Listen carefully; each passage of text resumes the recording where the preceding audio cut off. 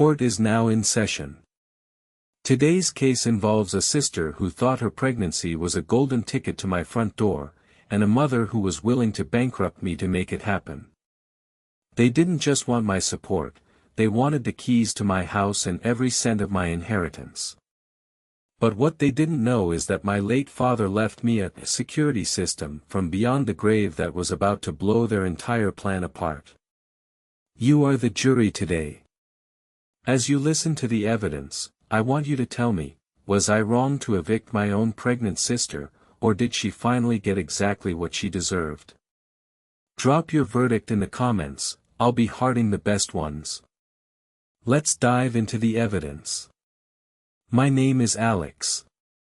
I'm 32, and for as long as I can remember, my sister Chloe 28 has been the main character of our family.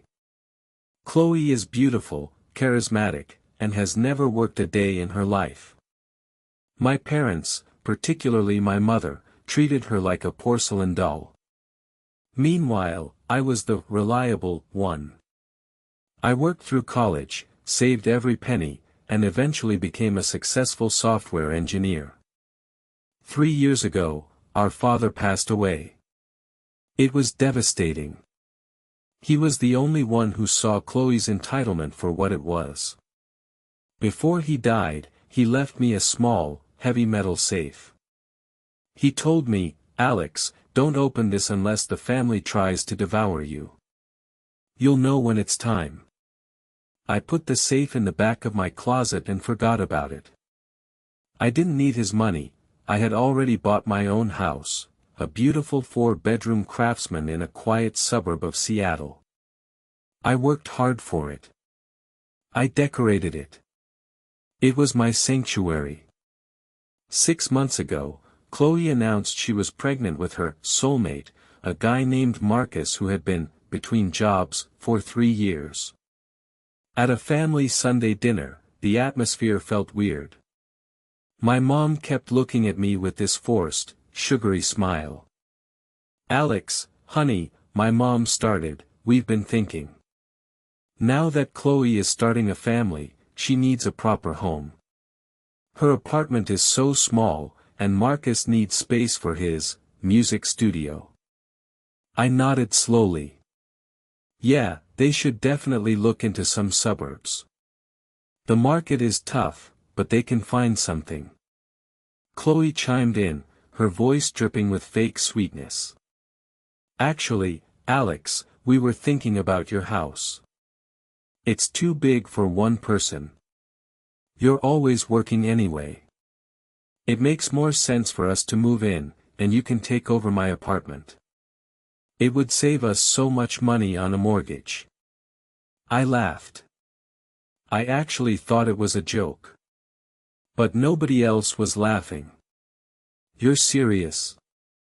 I asked. "Alex, don't be selfish," my mom snapped. "You have so much, and your sister has nothing. It's the Christian thing to do. Family helps family." For the next month, my life became a living hell. Chloe started posting on Facebook about how heartbroken she was that her brother wanted her baby to grow up in a slum. My cousins, aunts, and even old family friends started blowing up my phone, calling me a greedy miser. Marcus even had the audacity to show up at my front door with a tape measure. "Just checking if my drum kit will fit in the den," he said with a smirk. I told him to leave before I called the cops. He laughed and said, "Mom says the house is half Chloe's anyway because of family equity. See you at move-in, bro." That was the click moment.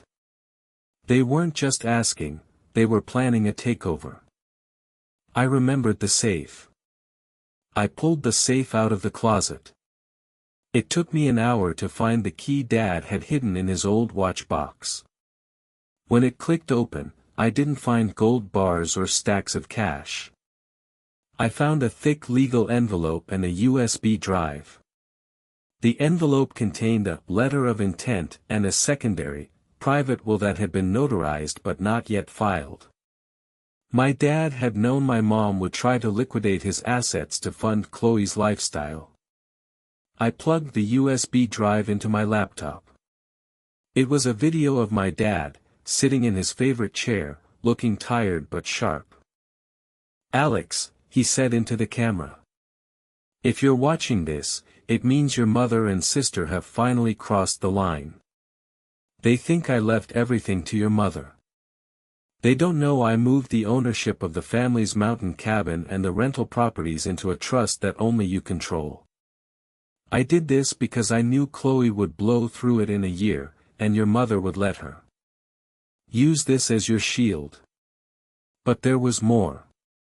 Dad had kept a private ledger of all the money Chloe had borrowed, stolen, from his retirement accounts over the years, nearly $150,000. He had documented every emergency that was actually a vacation or a designer bag. I called a family meeting at my house. Chloe and Marcus showed up with boxes in their trunk, literally expecting me to hand over the keys that day. My mom sat on my sofa like she already owned it. "I've made a decision," I said, standing in front of the fireplace. "Finally." Chloe squealed. "I want the master bedroom painted seafoam green, just so you know." "You're not moving in, Chloe," I said. "In fact, you're moving out of your apartment, too. Because I just realized that apartment building is owned by the trust Dad left me. And since you haven't paid rent in 3 months, Mom has been covering it with Dad's remaining savings, you're officially being served an eviction notice." The room went silent. My mom stood up, shaking. "You can't do that. That's my money." "No, Mom. It's the trust's money. And according to this ledger Dad kept, Chloe owes the estate $150,000. If you try to fight me on the house, I will file a formal suit against Chloe for the return of those funds. I have the receipts. I have the video." I played the video of Dad. Seeing him speak from beyond the grave, calling out their greed, broke them. Chloe started wailing about how unfair it was. Marcus tried to act tough, but I looked him in the eye and said, "The cops are on their way to trespass you from this property. Get in your car and leave." I didn't actually evict Chloe, not immediately. I gave her 30 days. But I cut off all financial ties. My mom tried to sue me, but once her lawyer saw the secondary will and the evidence of Chloe's loans, he told her she didn't have a leg to stand on. Chloe had to move into a tiny, one-bedroom place in a bad part of town. As for Marcus, no surprise, left her 2 weeks after the money fountain dried up. My mom now lives with Chloe, and they spend their days complaining about me to anyone who will listen. I sold my house, the one they wanted so badly. It had too many bad memories. I used the money from the trust and the house sale to move to the coast. I have a quiet life now. I don't speak to them. People ask me if I feel guilty. I look at the video of my dad on my phone and I smile. "Family helps family," I whispered to the empty room. But Dad taught me that respect is a two-way street. And Chloe? She was driving the wrong way for way too long. And that is the evidence. In my opinion, excessive greed is never good and will always lead to disaster. But what does the jury think?